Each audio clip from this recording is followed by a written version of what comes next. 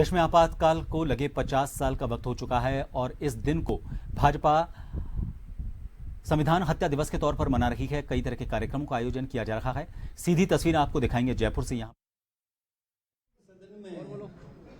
राज्यसभा में प्रतिनिधित्व कर रहे अपने इस क्षेत्र के लाडले वरिष्ठतम राजनेता आदरणीय घनश्याम जी तिवारी साहब और अपने जयपुर के ही इसी क्षेत्र से सम्मान्य विधायक, वरिष्ठ पत्रकार और पत्रकारिता के जगत में कई कीर्तिमान इन्होंने स्थापित किए आदरणीय अपने गोपाल जी शर्मा साहब और यहाँ विराजमान नाथू सिंह जी, मोहनलाल जी गुप्ता और सभी वरिष्ठ जनप्रतिनिधिगण, लोकतंत्र के सेनानी और भाइयों बहनों, वैसे आप सबने तो वो सब संघर्ष किया है, इसलिए मैं आप सबके सामने लंबी चौड़ी बात क्या कहूं।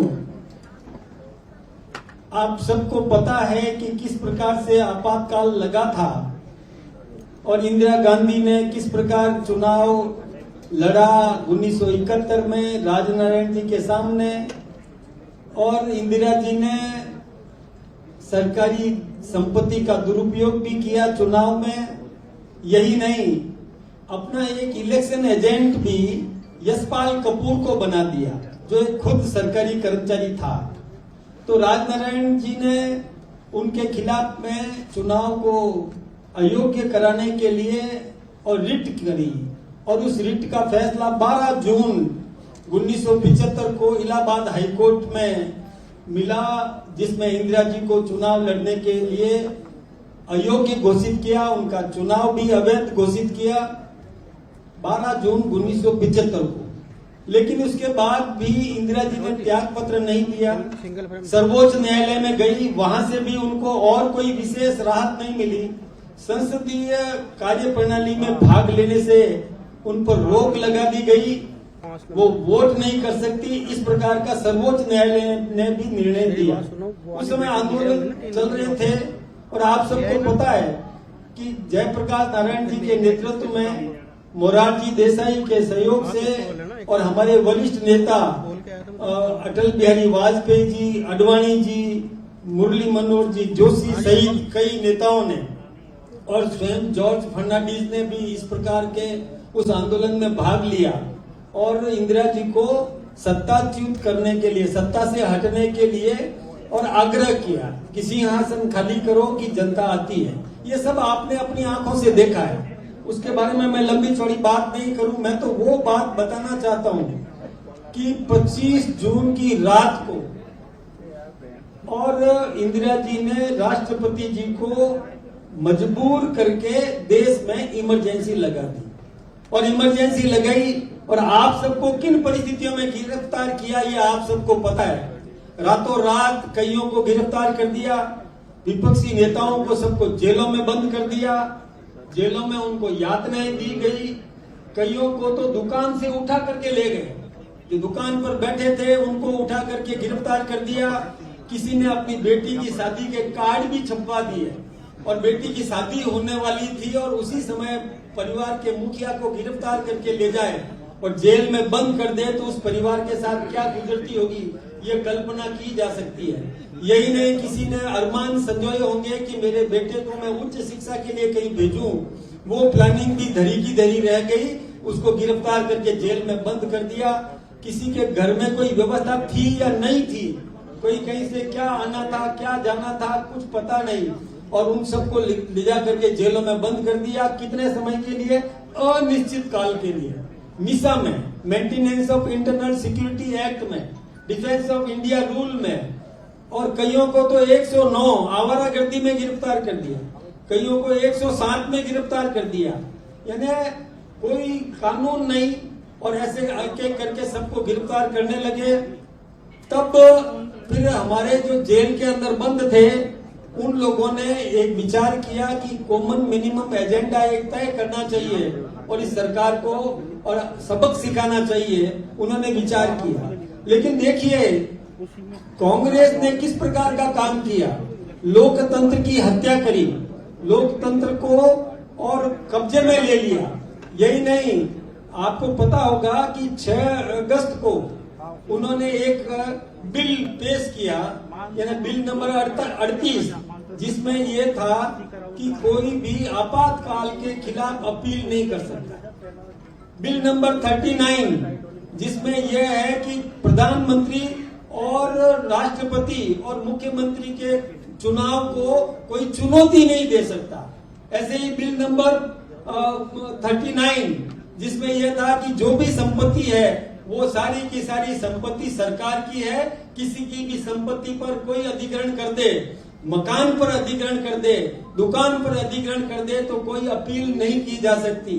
यही नहीं, इसी प्रकार से उन्होंने आगे भी ये जो बिल नंबर 41, ये लोग ये आपके मौलिक अधिकारों का हनन कर दिया। ये प्रेस पर सेंसरशिप लगा दी, समाचार पत्रों में भी वही छपता था जो कलेक्टर या पीआरओ उसको स्वीकृति देता था, अनुमति देता था। इस प्रकार के काले कानून, और वो बिल भी पास कैसे किए, यानी मतलब 6 तारीख को तो पेश किया लोकसभा में बिल, 7 तारीख को उस पर डिबेट हो गई, 8 तारीख को राज्यसभा में पास कर दिया। अगस्त की बात बता रहा हूँ, 6 अगस्त को बिल पेश किया, 7 अगस्त को लोकसभा में पारित किया, 8 अगस्त 1975 को राज्यसभा में पारित किया, 9 अगस्त को हिंदुस्तान की आधे से अधिक विधानसभाओं में ये पारित करना पड़ता है, तो 9 अगस्त 1975 को कांग्रेस शासित राज्यों में उस बिल को पास करवा दिया। और 10 अगस्त को रविवार था, लेकिन राष्ट्रपति भवन खुलवा करके उस पर और दस्तखत करवा दिए, और ये सारे के सारे अधिकार यानी मौलिक अधिकारों का हनन कर दिया, छीन लिए। इस प्रकार का काम उन्होंने किया। अपील नहीं की जा सकती, प्रचार नहीं हो सकता, लोग काली कोठरी में बंद कर दिए गए। कईयों को तो ऐसे बर्तनों में खाना दिया जिसमें जहर बन जाए, स्लो पॉइजन बन जाए, इस प्रकार की यातनाएं इनको दी।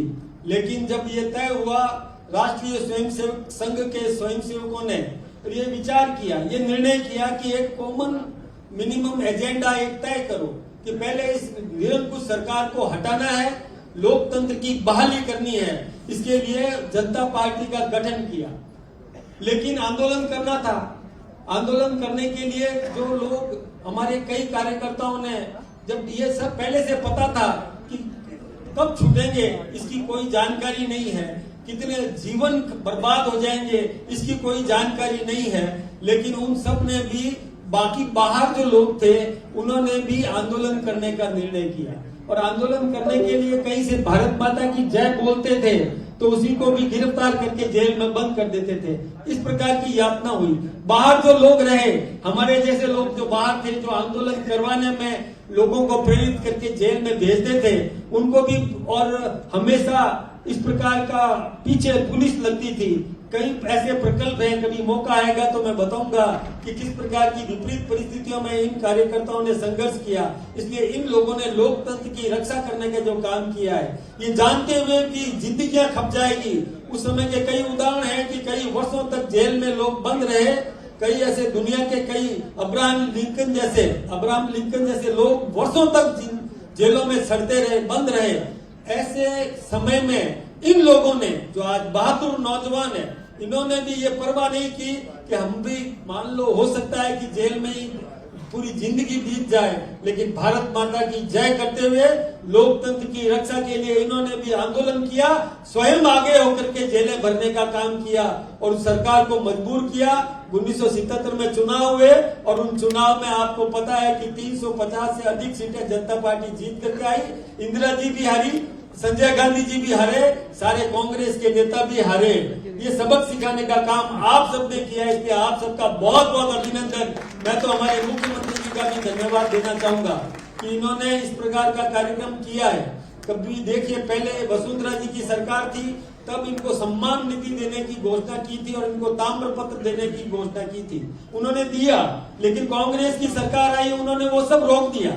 उसके बाद फिर भारतीय जनता पार्टी की सरकार आई, उन्होंने फिर से देना शुरू किया, लेकिन कांग्रेस ने फिर रोक दिया। लेकिन इस बार हमारे भजन लाल जी ने यह तय किया कि कि पूरा जोड़ करके इन सबको सम्मान निधि दी जाए। आपने कोई सम्मान निधि के लिए आंदोलन नहीं किया था, लोकतंत्र की रक्षा के लिए किया था, इसलिए आप सबका बहुत बहुत सम्मान, बहुत बहुत अभिनंदन, धन्यवाद।